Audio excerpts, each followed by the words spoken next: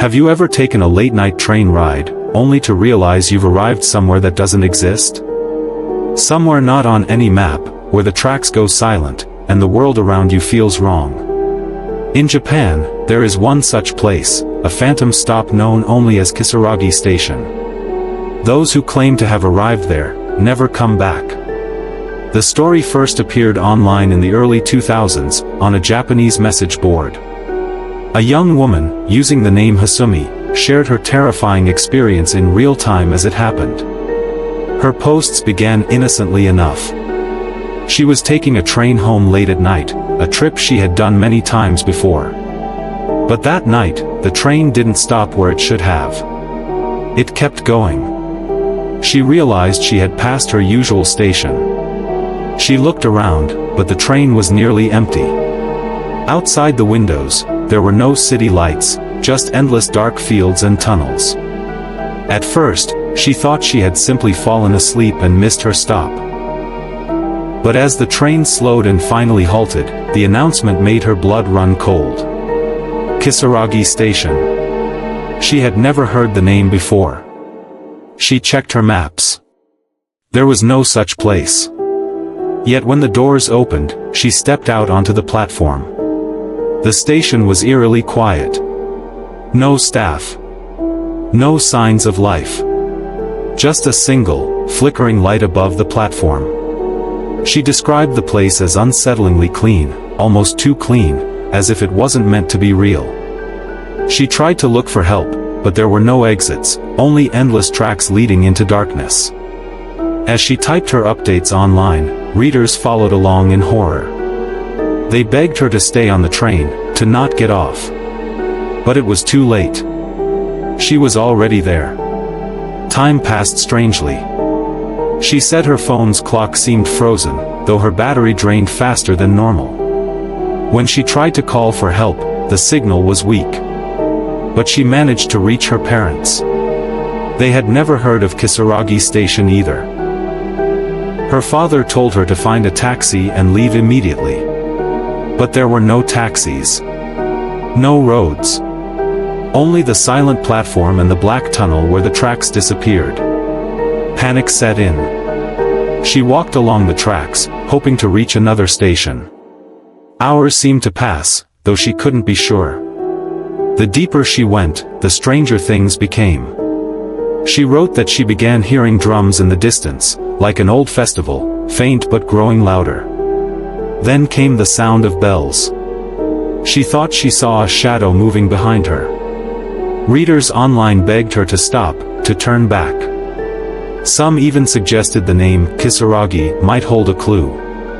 In Japanese, Kisaragi can mean second month, February, or wearing clothes again, a phrase connected to death and rebirth. The name itself felt like a warning. But Hasumi kept walking. Her last posts grew frantic. She said a man appeared on the tracks ahead. She asked for help, but his behavior unsettled her. He told her she shouldn't be there. He told her she should never have gotten off the train. And then, her messages stopped. She was never heard from again. To this day, no one has ever found Kisaragi Station. No record of it exists on maps, train schedules, or official documents. Some claim it is a ghost station, a liminal place that exists between the world of the living and the dead. Others believe it is a parallel dimension, a place travelers slip into when the boundaries of reality weaken. And Hasumi isn't the only one. Over the years, others have claimed online to have reached Kisaragi Station. One man wrote that after falling asleep on a train, he woke to find himself alone at a deserted stop with the same name. He panicked, tried to take photos, but none of them would save to his phone. Another story tells of a group of friends who dared each other to ride a train into the night. Only 2 of them returned. The others, they said, stayed behind, because something in the tunnels was calling them. Skeptics dismiss these tales as internet hoaxes, urban myths born from imagination and fear. But believers point out chilling details. Japan does have abandoned stations scattered across the country, relics of old rail lines.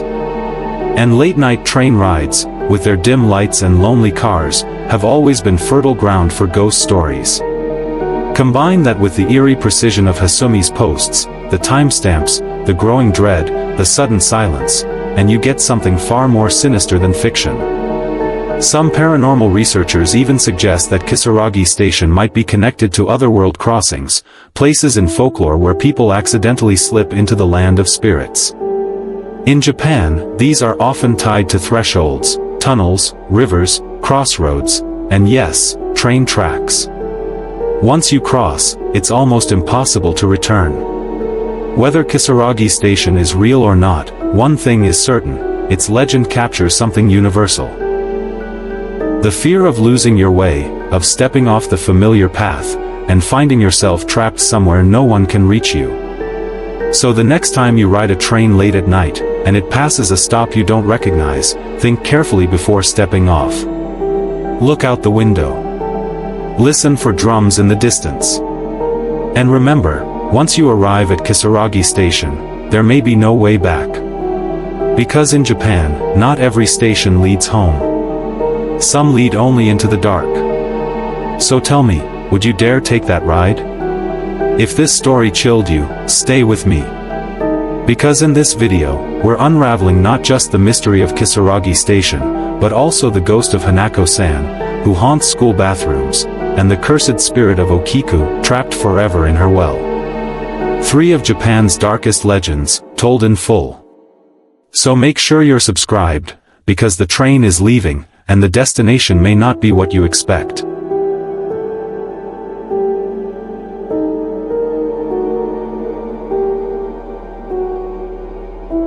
Would you dare lean over a well that has been whispering for centuries?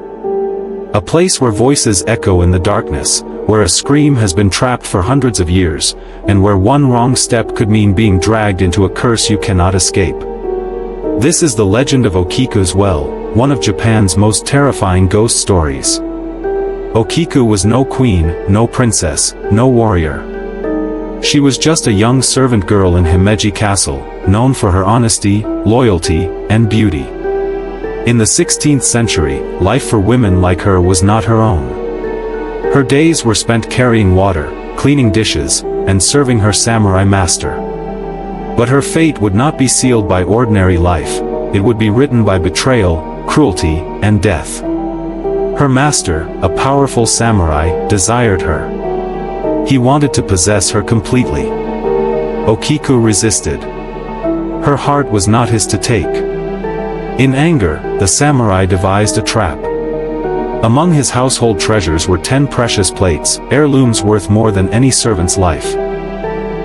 One day, he accused Okiku of stealing one. Terrified, she went to the kitchen to count them. 1, 2, 3, she whispered as she carefully touched each plate. 4, 5, 6, her hands trembled as she reached the end. 7, 8, 9, and then she stopped. Only 9. Again, she counted. 9. Over and over, she counted until her voice cracked in despair. The samurai cornered her. He told her he would forgive her, if only she agreed to become his. But Okiku, pure and unyielding, refused. Enraged, he beat her and bound her. Then, in a moment of unforgivable cruelty, he dragged her to the castle's deep stone well. Her cries echoed across the courtyard before he dropped her into the darkness. Her scream was cut short by the splash of water, and silence fell. But the silence did not last. That very night, servants claimed they heard her. A faint whisper from the well. An ear-splitting scream that made their blood run cold. From that day forward, Okiku's voice was never at rest. Villagers who came to the castle told stories. One old man, fetching water at dusk, swore he felt icy fingers brush his ankles as he leaned too close. When he looked down, he saw nothing but black water, but the counting began. 7, 8, 9, he ran, but for weeks afterward, he felt as if someone followed him at night. A traveling merchant once rested near the castle walls. He laughed at the locals' warnings, saying no ghost could frighten him. That night, as he slept, the counting reached his ears. When he awoke, his body was shaking violently, his eyes wide with terror. By morning, he was found collapsed by the well, still alive, but his hair had turned completely white, as if he had aged overnight. Even guards who worked in the castle were not spared. One claimed he saw her with his own eyes. During his night patrol, he heard the voice, clear as day. He turned toward the well, and there she was. Okiku. Soaked, pale, her long black hair clinging to her face. Her empty eyes fixed on him as she climbed slowly from the well. Step by step. Water dripping, echoing on stone. He dropped his lantern and fled, swearing never to return. The legend grew. Some said Okiku's ghost was simply searching, over and over, for the missing plate. Others whispered it was not the plate she sought, but justice. Her soul, restless and broken, could not move on. But not all encounters ended in terror. A priest was once summoned to calm her spirit. He stood by the well as the counting began. 7, 8, 9, when the silence before the scream arrived, the priest shouted, 10. And at that moment, Okiku's voice fell silent.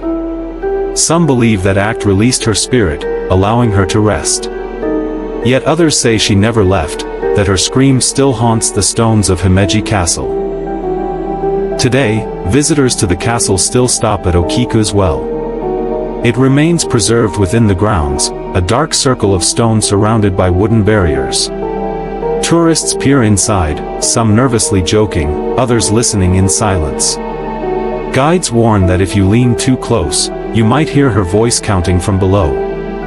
And if you are unlucky enough to hear her reach 9, you may not live to tell what comes next. Unlike other ghost stories, hers has a physical anchor. You can visit Himeji Castle, walk across its courtyards, and see the very place where she was thrown. It's not just a story told in the dark, it's a story carved into stone. Many travelers have reported strange experiences even in recent years. Some claim photographs taken near the well reveal a shadowy figure, long-haired and pale. Others say their phones malfunction when recording video nearby. A few even believe they've heard faint whispers through audio playback, counting. Always counting. 1, 2, 3.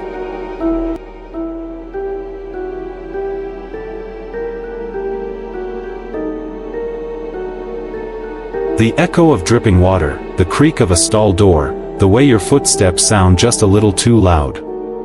Now imagine, you hear a faint knock.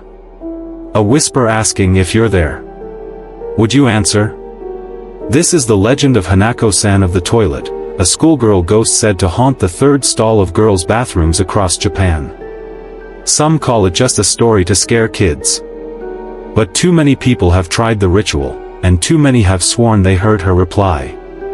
The story begins decades ago, though the details shift depending on who tells it. Some say Hanako was a young girl during World War II, hiding in her school when an air raid struck. She never made it out alive. Others say she was bullied by classmates and took her own life inside the bathroom.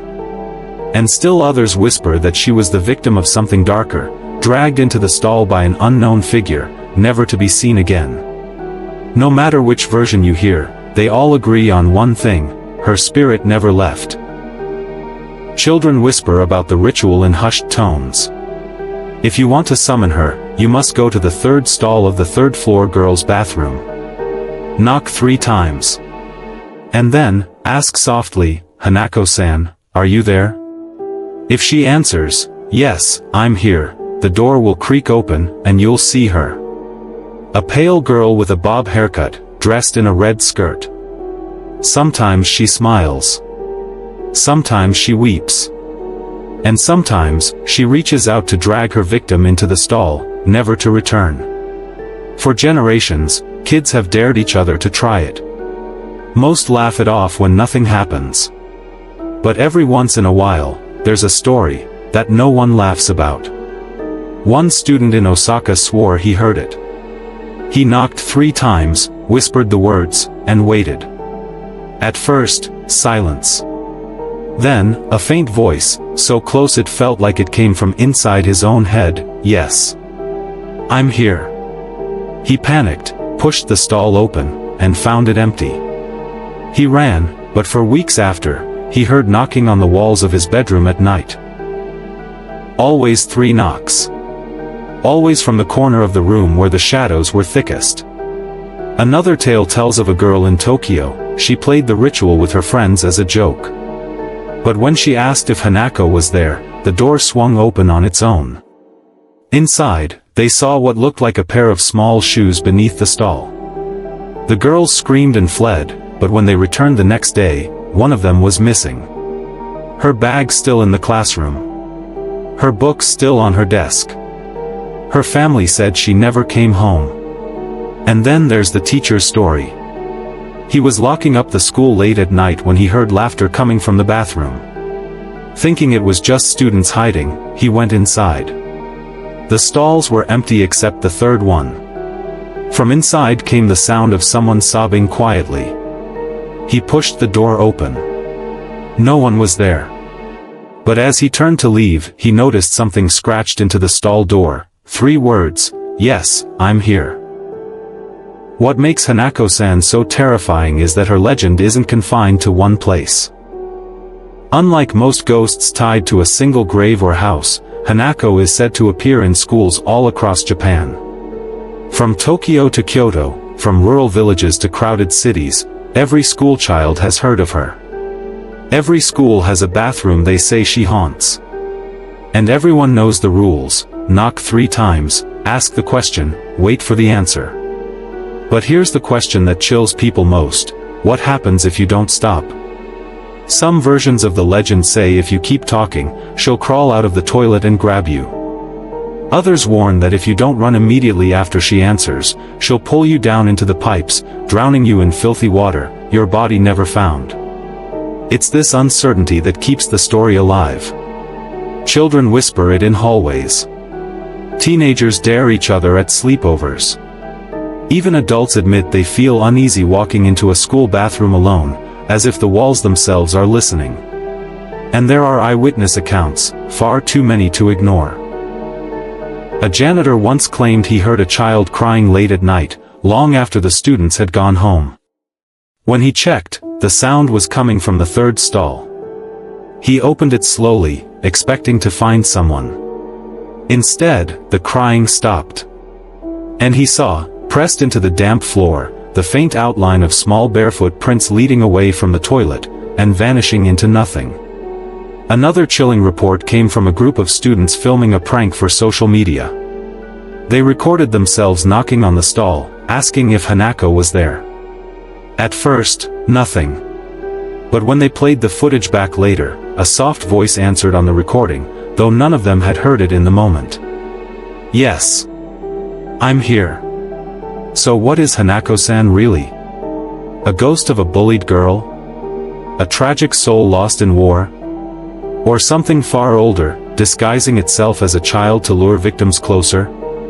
The mystery has never been solved, and perhaps that's the point. Hanako is not just one ghost. She's a reflection of fear itself, passed down from one generation of students to the next. A fear that thrives in the most ordinary of places. Not graveyards. Not abandoned houses. But in the bathrooms of schools, where children should feel safe.